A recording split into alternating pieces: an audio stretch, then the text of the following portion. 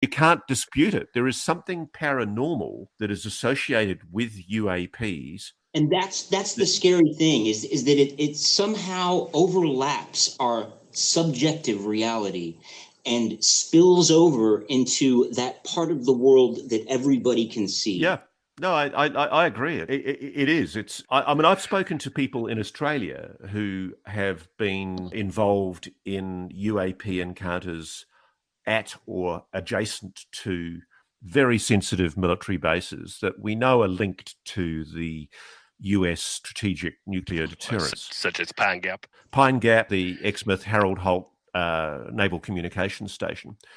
And when you push these people, they're not just saying they've seen UAPs, strange, anomalous, orb-like objects. They're really freaked out by the fact that they're also seeing paranormal phenomena, weird shit. And I don't think divorce one from the other. I was just wondering, Ross, if you're familiar with Chris Bledsoe and the Fayetteville incident and high level of government-involved people who've met with that family.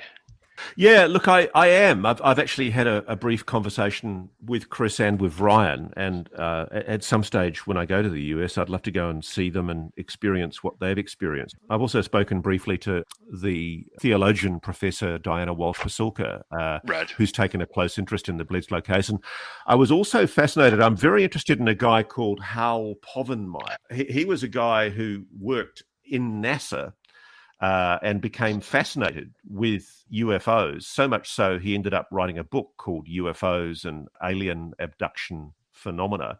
It's a scientific book that I really recommend people read, because he was essentially one of the top NASA rocketry scientists. He was, Florida educated. He ended up working on the NASA Apollo missions, Apollo 8, Apollo 10, Apollo 11, studied space technology. And I find it fascinating that he became a very close friend of the Bledsoes and took a close personal interest. And it was his groundbreaking work that I think led to the CIA taking an interest in the Bledsoe family. I don't know what to make of the case. I'm not in a position yet to be able to make a value judgment about whether or not what I find about their story is credible, because I'd like to see it for myself. Because Ryan and Chris are, I understand, deeply religious, they see it through the prism of their Christianity. I mean, maybe one of the things about the phenomena is that we perceive it in the way that our belief system and our cultural values allow us to perceive it. I'm not sure that what people are seeing with their eyes is necessarily what it is. One of the things I'll point you to is something I write about in my book, but you can also find references to it online, called Slide 9. Slide 9 is a series of PowerPoints that were found on Chris Mellon's webpage that were clearly used by the people in the Pentagon investigating UAPs to brief a very senior official in the US Defense Department about the UAP issue. And I suspect it was at the time that they were trying to get special access program status, and they were knocked back by the gatekeepers inside the Pentagon. And it eventually led, I think, to the disbanding of that particular investigation. But one of the things that they wrote on one of the slides, which was the 9th slide in a PowerPoint, was that the phenomenon, whatever it is, has the capacity to meddle, to influence human perception and consciousness. And it suggested that fundamentally these objects, whatever they are capable of psychotronic weaponry, capable of manipulating human perception. And so if what people are seeing all around the world is a craft, like we're seeing lenticular metallic discs, why is it that 150 years ago across the continental USA, when there was another wave of weird sightings of anomalous objects in our skies, people weren't seeing lenticular discs? They were seeing ships. Airships, literally vessels being held aloft by balloons. Things that I think were just remotely plausible within the belief system of people of that time. And then if you go back further in time, medieval England, people saw weird orb star-shaped objects hovering overhead, sort of tubes, tic-tacs, dare I say. The Bible described wheels within wheels. Right. So what I'm suggesting is that there's a phenomenon that has been seen throughout human history and recorded by humans and seen and perceived, but perceived in different ways.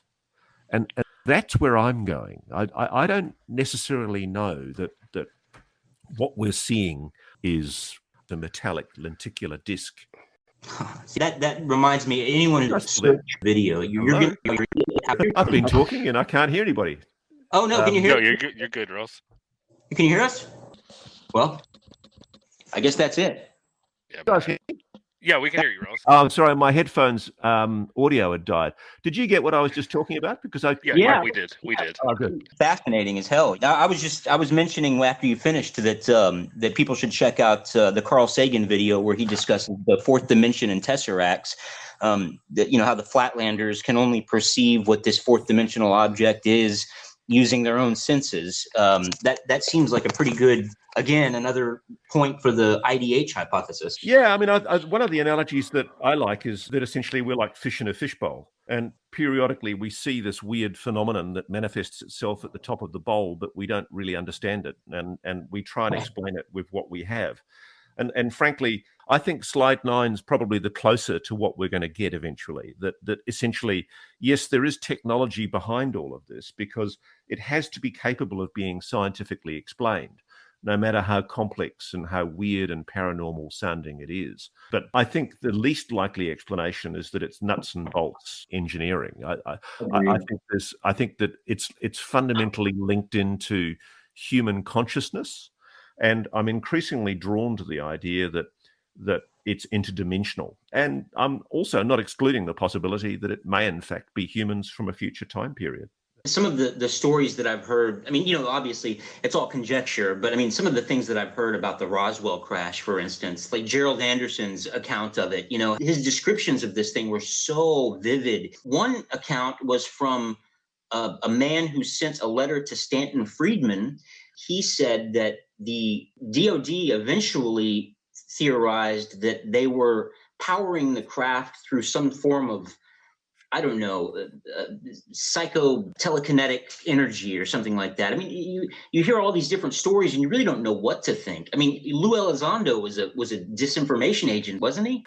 Well, look, everybody who's worked in counterintelligence uses disinformation, but I think it's slurring Lou Elizondo to basically say he was just a disinformation agent.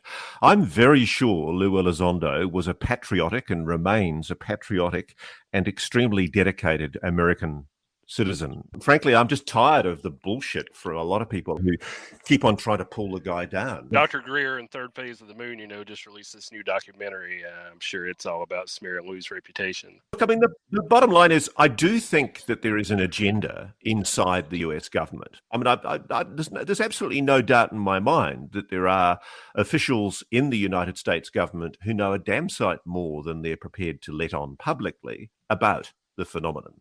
I mean, the public has been misled. You've had 77 plus years of the public being told, frankly, that this phenomenon is all BS. Get on with your lives. Treat it all with ridicule and stigma and contempt because it's just rubbish. Anybody that looks at the UFO, UAP issue as a tinfoil hat crazy, these can be plausibly explained. Trust your military, trust your government. Believe us when we say this is all nonsense. And yet we now know privately, behind the scenes, they were lying. There's no other word for it. They were lying. And the interesting thing about this is that it is technically illegal after the Watergate hearings, after the findings that were exposed during Watergate of CIA COINTELPRO operations against the American public. It was actually mandated by legislation, and this is something that Lou Elizondo says repeatedly, and people don't understand it. It would be a crime for him to be committing disinformation against the American public.